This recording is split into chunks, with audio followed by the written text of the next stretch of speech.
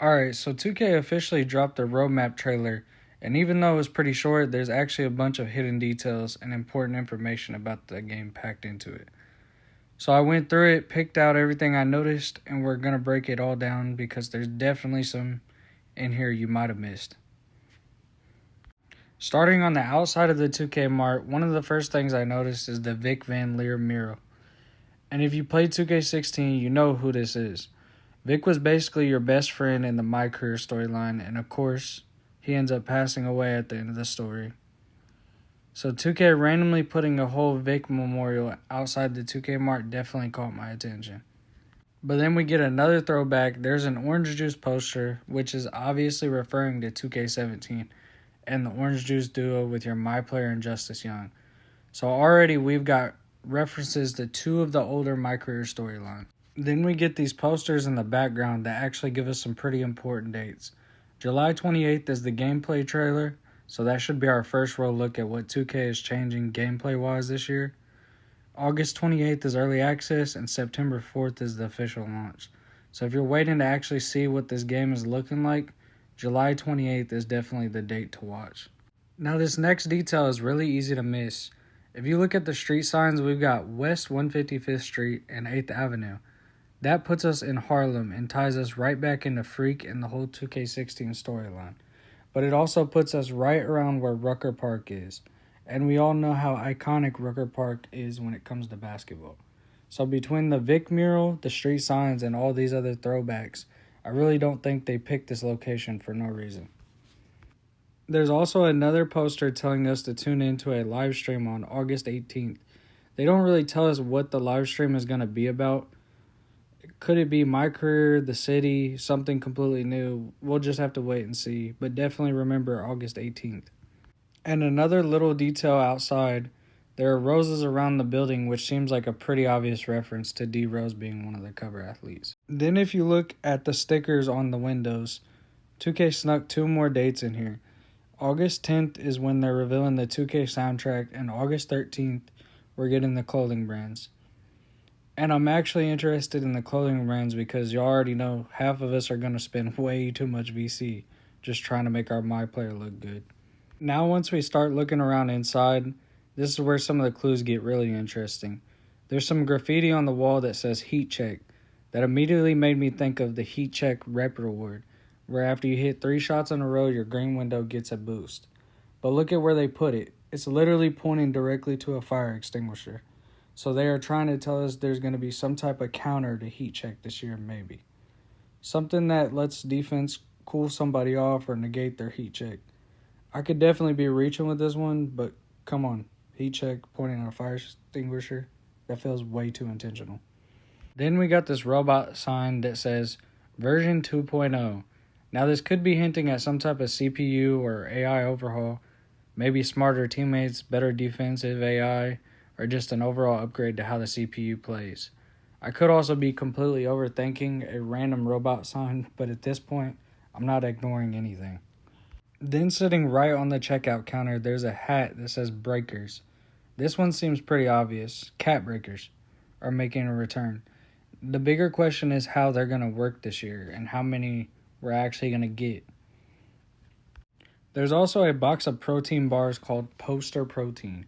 Now, come on, Poster Protein? That has to be something to do with contact dunks. Maybe it's some type of boost, takeover, or reward that makes contact dunks easier or more frequent. Basically, eat your little protein bar and start putting people on posters. Then behind the counter, there's another poster that I think could actually be a pretty big hint. There's a can called Builder with a giant star on it, which looks like a reference to the Superstar Builder. But underneath that, it says Cat Breaker Flavor. And this makes me think we might finally be able to see our cat breakers while building our build. So instead of you making your build and having to figure out later where all your cat breakers can go, maybe the builder will show us our potential attributes with cat breakers already applied. If that's what they're hinting at, that would make planning builds so much easier. Again, that's just my theory, but builder and cat breaker flavor being on the same poster definitely feels intentional. Then we actually get a good look at what appears to be the city layout. And honestly, it doesn't look that much different. You can see a bunch of the returning game modes. We got the Rec, the Theater, Ante Up, and of course the park. So at least from this little preview, it looks like all the main places we're used to are coming back. And honestly, I don't want a gigantic city just for the sake of having a gigantic city. Just make it easy to get where I'm trying to go and let me hoop. Then we got this poster on the wall that says discontinued left-right cheese.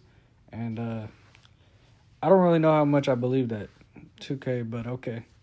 Obviously, they're hinting that they've done something to stop people from just spamming left-right all game.